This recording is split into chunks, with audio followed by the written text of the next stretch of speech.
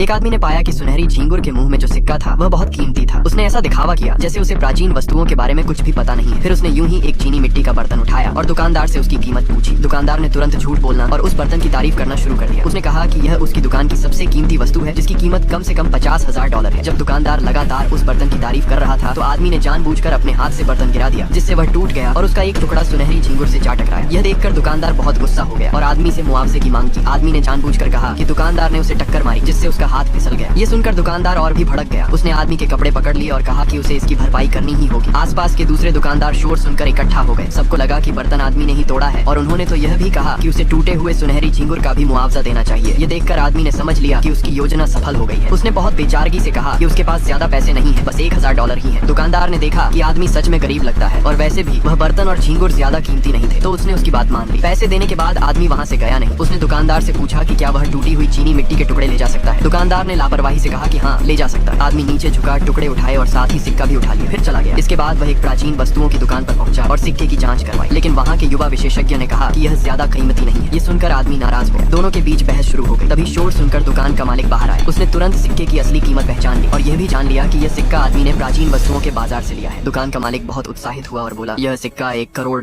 का है।